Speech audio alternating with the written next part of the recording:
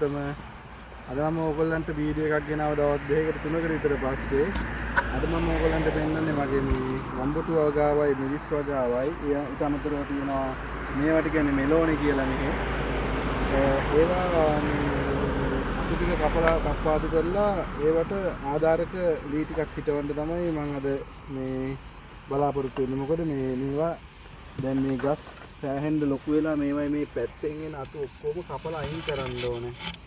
මේ මම පරක්කු වැඩි මේක කරන්න. නමුත් ඉතින් මට වැඩත් එක්ක කරගන්න බැරුව ගියා. දැන් ඔයගොල්ලන්ට මම පෙන්නන්න මම සාමාන්‍යයෙන් මේ අතු ඔක්කොම කපනවා. මේ අතු ඔක්කොම කපලා අයින් කරනවා මේ යටින් එන අතු. මේ අතු ඔක්කොම කපලා මේ මලුත් එක්කම තමයි කරන්න දෙයක් නෑ. මේ ගෙඩියකුත් කල්ලුකුත් ඒකන එනවා. නමුත් කපලා අයින් කරලා මෙන්න මේ විදිහට තමයි මම ගහ තියාගන්නේ. සාමාන්‍යයෙන් මෙච්චර මේ ගහ ලොකු වෙනකන් තියන්නේ නෑ.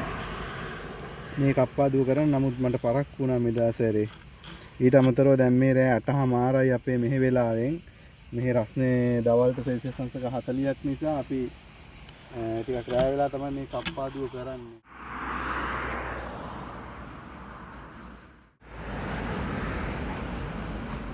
මේ අපේ බෙල් පෙපර් ගහ මේක අපි මේක සුද්ධ කරගන්නවා. මේකේ පළවෙනි විකිරි වලට එනකම් මේ තියෙන ඔක්කොම අතු අයින් කරලා මේවා ටික සුද්ධ කරගන්නවා.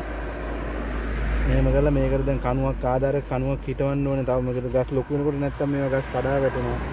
ඒ වගේ මේ තියෙන්නේ මාළු මිරිස් වගේ මේවට කියන්නේ ෆ්‍රිජි තෙල්ලි කියලා. මාළු මිරිස් තරම් දැවිල්ලක් නැහැ. නමුත් හරි රසයි මේක. මේ කට්ටිය හරි කැමති කෑමක් මේක.